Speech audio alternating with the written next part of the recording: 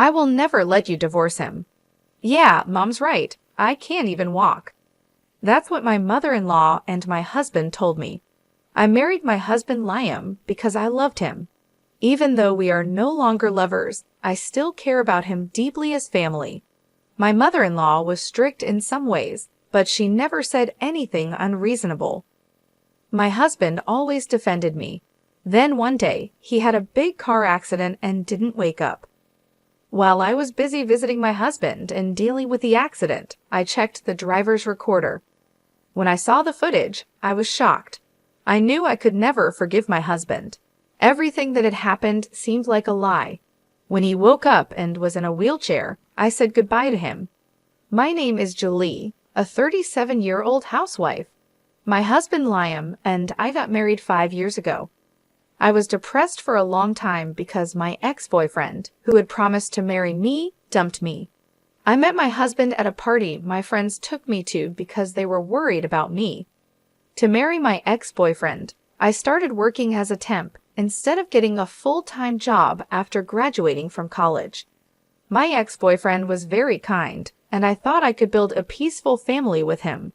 But one day, he suddenly told me he had fallen in love with a girl in the same class and broke up with me.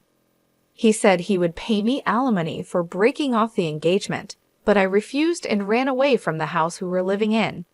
My husband was the opposite of my ex-boyfriend. When he arrived at the party, my friends took me for a drink. Julie, right? I'm Liam. Your friend told me you went through a tough time. He asked me right away. My friend had told him that I was not doing well. I've been afraid to get close to people since my ex betrayed me. It's been a long time since I've been out to a party like this. That's great. Here's to taking the first step. I know what it's like to be cheated on. I had the same experience, but it's a waste of time to stay sad. Let's just enjoy today. My heart, which had been heavy for a long time, felt a little lighter. That day, we drank a lot and had a lot of fun. My husband and I exchanged contact information. The next day, he contacted me and we decided to go out for dinner. While talking to him, I could forget about the day my ex-boyfriend dumped me, which used to always be on my mind. After seeing Liam for a while, I no longer thought about my ex-boyfriend, even when I was alone. I'm happy to see you getting better day by day, and I'm going to keep making you happier. Let's stay together, Julie. I will never betray you. When I heard these words, I knew I could trust him. We officially started dating. Every day was happy and fulfilling. Even though he was the same age as me, my husband was very dependable. When I had a bad day at work, he cheered me up like he did when we first met. My friends were surprised to see that I had become a different person from the one who had been depressed a few months ago. After a year of dating, he proposed to me, and we decided to get married. I was so happy to be able to marry someone I loved so much. When we went to my in-laws' house to say hello, I was so nervous that I couldn't stop sweating. My father-in-law was a man of few words, but he tried to ease my nerves. My husband also showed me pictures from his childhood to help me relax. My mother-in-law was cheerful and true to herself. I don't know why you're so nervous. I'm not against you getting married. We are going to be a family. She patted me on the back and said with a laugh. Hearing my mother-in-law's words, my nerves instantly relaxed. I'll teach you how to take care of the house, and I'll be strict with you. Mom, Julie can do everything well without your teaching. She doesn't need your help. My husband laughed and defended me. My mother-in-law heard what he said and smiled. I'm just joking, she laughed. My in-laws live far away, but we had a good relationship, or so I thought. At the wedding, many of our friends celebrated with us. I was so happy that I cried all the time. For the first few years of our marriage, we were really in love. I looked forward to my husband coming home after work every day.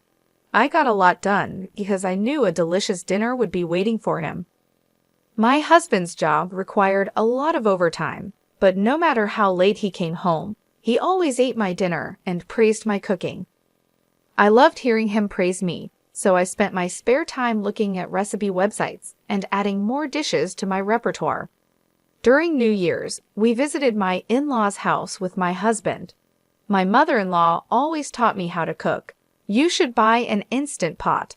Try this meat. It's so tender, isn't it? Sometimes she was kind, but more often she was stern. What are you doing? You're wasting your time. You need to be smart about what you're doing. I used to cook only for my husband and didn't have the skills to cook for others, so it was a learning experience for me. My in-laws were not bad people, and I think I was able to live peacefully with them. But maybe you are happy with just the two of you now. You should have kids soon. The only time I was hurt was when my mother-in-law talked about children. It's not that we didn't want children. Of course, we wanted to have a child, but it wasn't that easy. My husband and I talked about it and decided not to have fertility treatment. Maybe it was our fault for not talking to my mother-in-law about it, but every time we saw her, she would mention the child. "Hey Mom, we have our own timing," my husband would say when he was around. When he wasn't, I just had to force a smile. A few times a year, my parents-in-law would come to visit and stay at our house. I didn't want my mother-in-law to say anything, so when my in-laws came to visit, I cleaned the house from top to bottom. On the days when we ate at home, I made sure everything was perfect. I made more fancy dishes than usual. I was so well prepared that she never said anything about the house, but she still mentioned having children. Each time my husband defended me. As time passed, we were married for 8 years. Unlike when we first got married, we were no longer lovers, but that didn't mean I didn't love him anymore. He was still important to me, and we had just become family. I'm sure he felt the same way. No matter how late he came home, he always ate my cooking. We never had children, but I thought we had a good relationship. I believed that no matter how old we got, we would live together with the same sense of closeness. My relationship with my in-laws hadn't changed, and we still saw each other a few times a year. The only thing that changed was that I could talk back to my mother-in-law a little bit now. My mother-in-law always talked to me about children. You know what can't be done can't be done, I would now say jokingly. She didn't get angry at me for that. I know that, but I can't help saying it. I'm sorry, she would start to laugh with me. Then one day, I received a call from an unknown number. "Hello, is this Liam's wife? Your husband has been in an accident and is in the hospital. Please come to the hospital right now." I was so surprised that I couldn't process what was happening. I immediately took a cab to the hospital. Coincidentally, my parents-in-law were visiting us that week, so in the cab, I called my mother-in-law. "Mom, it's Liam. Something happened to Liam. He had an accident and was taken to the hospital." I couldn't speak properly because I couldn't stop crying, but my mother-in-law understood immediately. She was on a sightseeing tour with my father-in-law, but they agreed to come to the hospital right away. When I arrived at the hospital, my husband was in surgery. He was driving his car when he was hit from behind. The other car was driving very fast, and he was hit hard. The hospital explained that he was unconscious and in critical condition. I broke down in tears, but my mother-in-law said, "I'm sure Liam will be fine. We just have to wait and believe in him."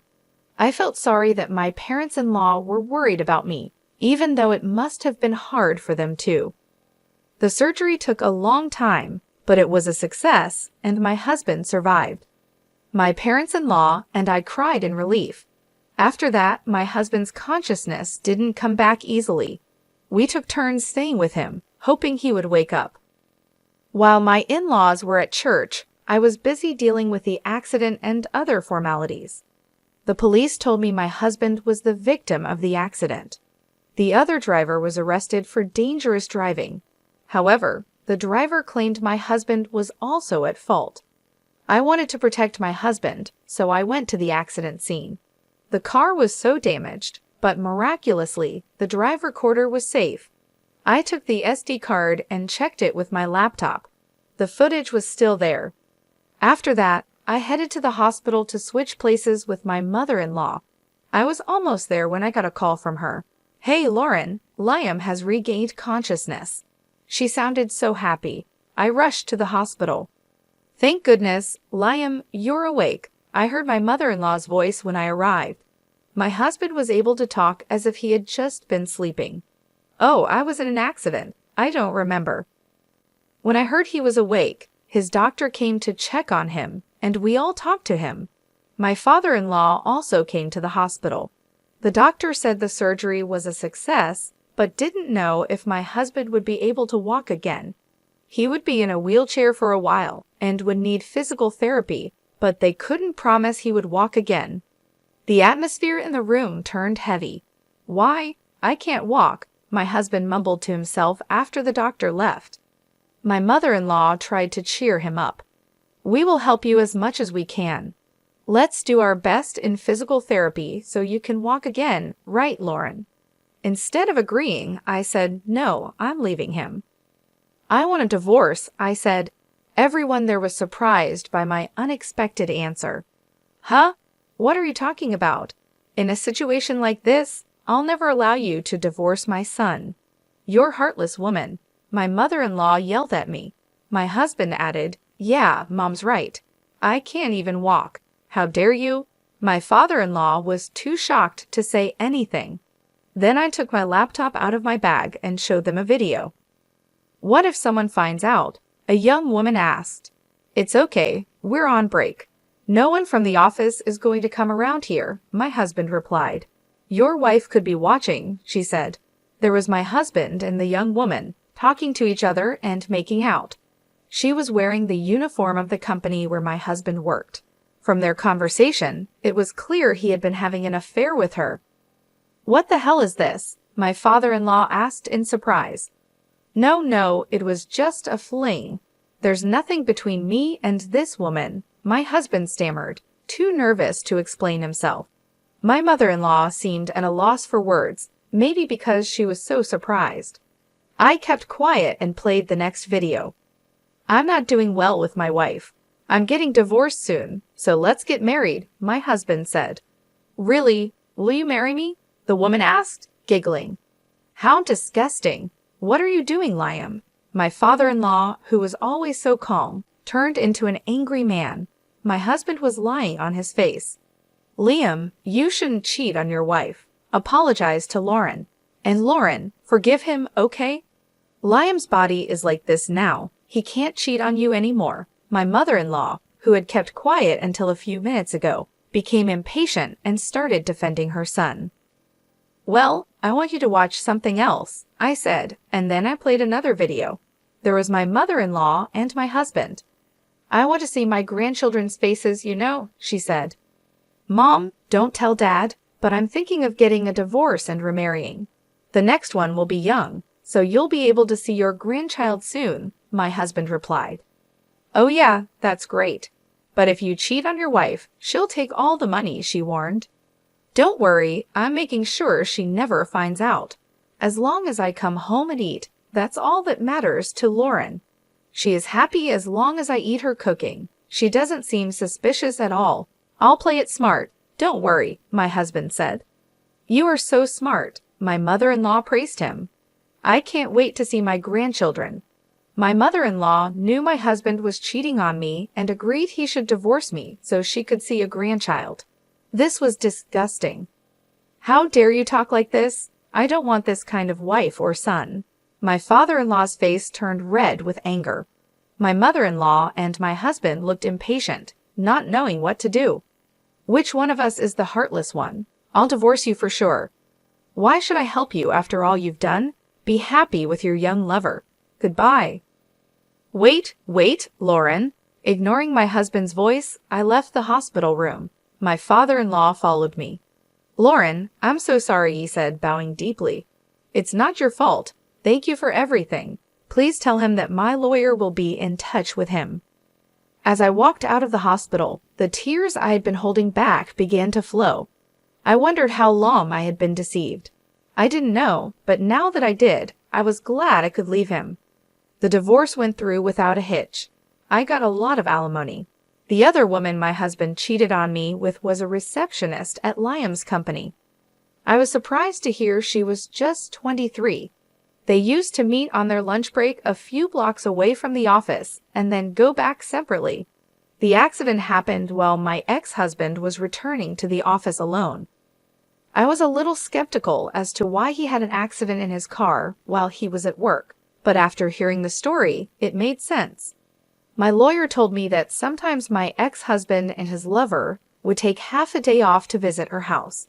He was being very secretive, so I wouldn't find out.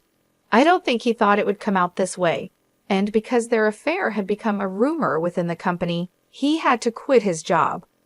The woman he had an affair with also had to quit. She was young and had no savings, and had to borrow money to pay the alimony. At the same time, we divorced. My parents-in-law also divorced. My father-in-law couldn't forgive my mother-in-law either. I was surprised when I heard from my father-in-law about the news. My mother-in-law had rented a small apartment and was living with my ex-husband after he got out of the hospital.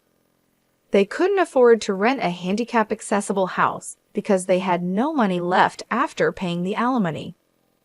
My ex-husband is working on physical therapy, but the chance of him being able to walk again is very small. His young lover left him when she realized he might never walk again. She didn't want to be tied down to someone who couldn't walk, so she decided to leave him and move on with her life. This left him even more devastated, adding to the emotional toll of his physical condition. I've been living alone for a while now.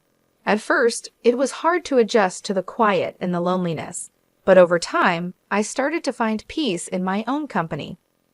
I started to enjoy the freedom of making my own decisions and living life on my own terms. I redecorated my home to reflect my tastes and started new hobbies that I had always wanted to try but never had the time for. I've decided to make a fresh start and focus on my career. I am studying to be a certified public accountant. It's a lot of hard work, but I am determined to succeed. I spend hours each day studying, taking online courses, and preparing for exams. If I get certified, I might be able to get a permanent job through a friend's introduction. This could be a great opportunity for me to build a stable and rewarding career. I am looking forward to this new chapter of my life. I feel hopeful and excited about the future. I have learned a lot from my past experiences, and I am determined to make the most of the opportunities that come my way. I will make sure to enjoy every minute of this new journey. I will focus on my personal growth, my career, and my happiness. This is my time to shine, and I am ready to embrace it fully. In addition to studying, I have been taking better care of myself. I joined a gym and started working out regularly. I found that exercise not only improved my physical health, but also boosted my mood and helped me manage stress. I also started eating healthier, cooking nutritious meals for myself, and even trying out new recipes. I reconnected with old friends and made new ones.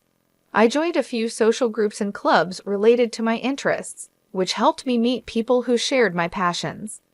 These new connections have been incredibly supportive and have made me feel less alone. I've also been volunteering in my community. Giving back has been a rewarding experience and has given me a sense of purpose. I've helped out at local shelters, participated in community cleanups, and even started tutoring children in math, which has been both challenging and fulfilling. Throughout this journey, I've been journaling my thoughts and experiences. Writing has been therapeutic and has helped me process my emotions and reflect on my growth. Looking back on my entries, I can see how far I've come and how much stronger I've become. I am grateful for the support of my friends and family during this time. They have been my rock, providing encouragement and love when I needed it the most. Their belief in me has helped me believe in myself. As I move forward, I am excited about the possibilities that lie ahead. I know there will be challenges, but I am confident in my ability to overcome them. I am focused on building a bright future for myself, one filled with joy, success, and fulfillment. This new chapter of my life is a testament to my resilience and strength. I am proud of the person I am becoming and look forward to the adventures and opportunities that await. I will make sure to cherish every moment and live my life to the fullest.